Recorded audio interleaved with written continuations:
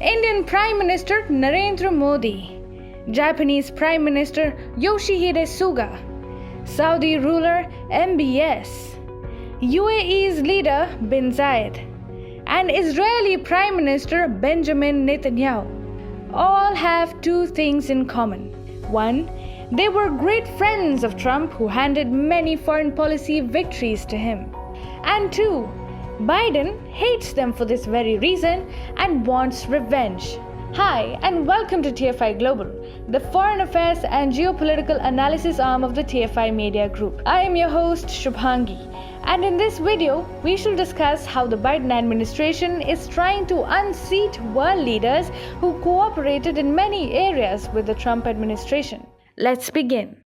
Joe Biden came to power with the promise of installing a team of adroit administrators and diplomats. But he has ended up bringing in a group of vengeful Democrats who want to punish every head of state or government who was close to Donald Trump. Biden is, of course, past his prime and probably lacks the ability to seek vengeance, but his team is a pool of vengeful Trump haters. And their hate is manifesting even in Biden's foreign policy.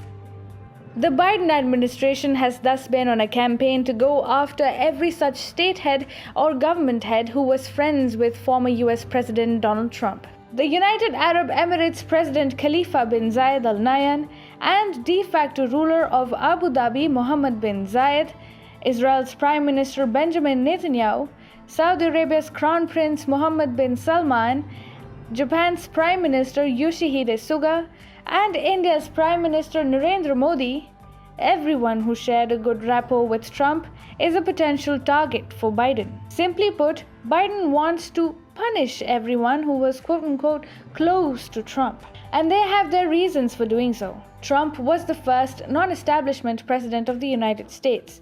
He was moving the Oval Office away from the deep state's policy of starting and continuing wars in a deep nexus with the military-industrial complex. The establishment cannot afford a Trump 2.0, so the Biden administration is undermining Trump everywhere, both inside and outside the US. The pattern started with the United Arab Emirates, the first Gulf nation to sign a US-brokered normalization agreement dubbed the Abraham Accord with the Jewish nation of Israel. The UAE-Israel Abraham Accord was signed when Trump was in power, yet the Democrats could not and did not disapprove of it. But they hated how the UAE President Khalifa bin Zayed Al Nahyan handed a major foreign policy victory to Trump by letting him broker this Abraham Accord. So when the Biden administration came to power, the UAE lost defense contracts, including the one for the supply of fifth-generation American F-35 fighter aircraft to the Arab nation. To make things worse, the Biden administration also reimposed tariffs on Emirati aluminium. Saudi Arabia's Crown Prince MBS came next in line, broadly for the same reason as the UAE. When Arab nations like the UAE, Bahrain, Sudan, and Morocco were handing major foreign policy victories to Trump, the Democrats would have expected Riyadh to get critical of the peace process and play spoilsport. However, MBS supported the Abraham Accords tacitly.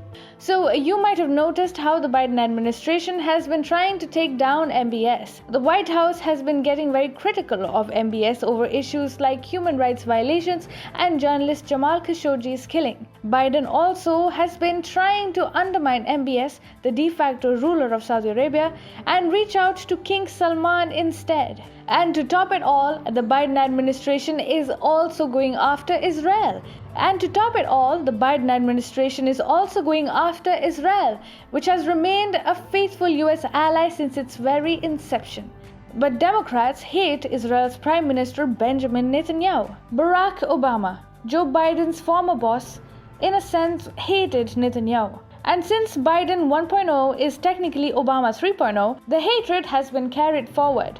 Biden's team hates Netanyahu even more because Israel's Prime Minister shared an excellent rapport with Trump and had even hugged him when he was the US President. Biden has done everything in his control to hurt Israel.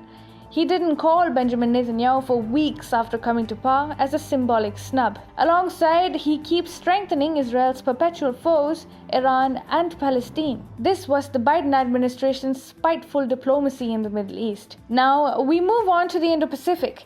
The US has two key allies in the region, India and Japan. Interestingly, both of them had come very close to Trump.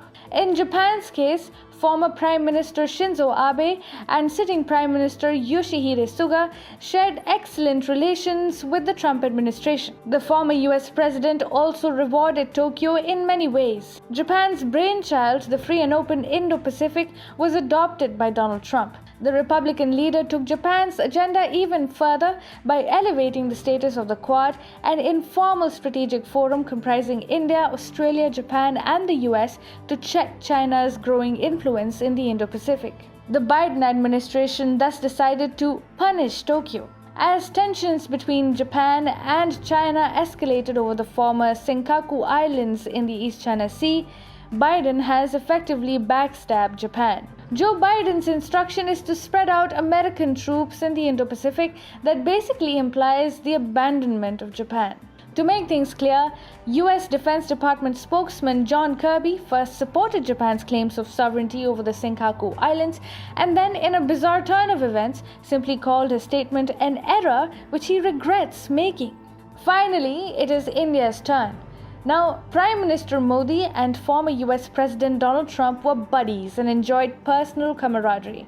Howdy Modi and Namaste Trump were great political spectacles. For Democrats, it was unpardonable. Yet India's Prime Minister is too tall and popular a leader for the Democrats to take on directly. So, a phony and biased think tank, Freedom House, used a distorted map of India, calling India partly free and trying to undermine New Delhi.